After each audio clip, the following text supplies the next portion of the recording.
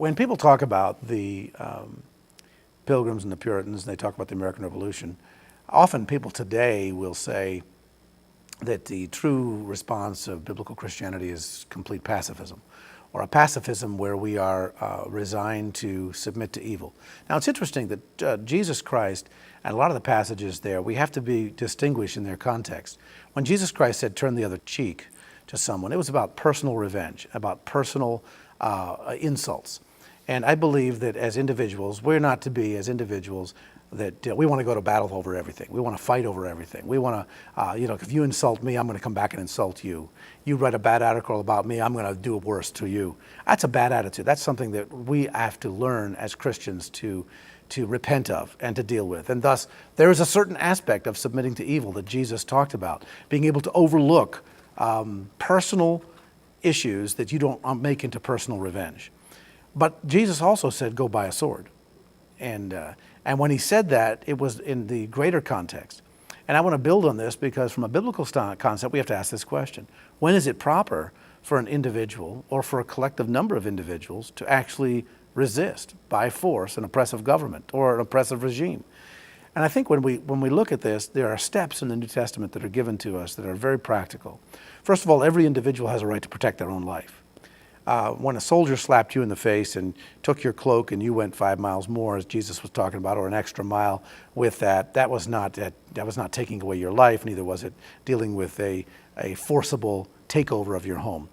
When every individual has a right to defend their life and have to know the difference between self-defense and revenge. And therefore, individuals, and yet the Bible teaches that we're to primarily try to avoid conflict. If you can avoid conflict by leaving, by fleeing, if you can avoid conflict by dealing with, there's several levels of resistance. The scriptures talk about personal resistance. Look, I personally won't buy products if I want to boycott. I can actually get people together to boycott products. That's a form of resistance. That's what the Boston Tea Party was. It was an official boycott of a merchandise that was unjustly taxed. Now, this whole process from the individual to the united taking up of arms in resisting an oppressive government was called by a word of interposition in the colonies from the 1600s right through as a part of theology. And interestingly, from the teaching of John Calvin, and if you would take the reformers and you would take even Aquinas and Augustine and all of the theologians, though they're different centuries and different time periods, they're pretty clear on this one fact that we teach as well, that no Christian can directly simply move in a spirit of rebellion against what they believe is wrong in civil government or in any regime.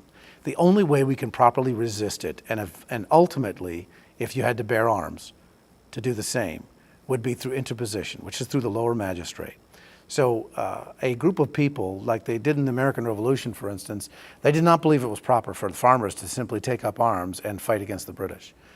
They waited for the lower magistrate principle to be formed, which was the Continental Congress, which then authorized them to resist from a point of civil sphere. So therefore, we believe very cautiously that individuals, yes, there can be times when they take up arms together, not just individually in defense of your family, for someone breaking and entering, but the idea of collectively, but only through interposition, only through submission to law, and only in the proper fashion could that occur. Now, will that occur in the future? No one really knows for sure, but certainly based on the past and in America, we today honor those Minutemen at Lexington and Concord. And those Minutemen at Lexington and Concord were members of congregations that had been preached to by their pastors for 20 years. Never thought they'd come to that place. But as Jonas Clark stood on the side of the road watching Lexington Green, he was watching his own congregation there. He was watching the chairman of his deacon board, who'd become the captain of the militia. He'd been watching those individuals that he had known for years. He watched them die, he watched them stand for liberty, and he watched them stand for that principle of interposition. Not fire upon the British, turn your backs, don't ever lay down your arms, but don't start a war with the British. That's ridiculous, we're not gonna win that. And that's why just about everybody save one was shot in the back at Lexington, because they were willing to follow principles of submission.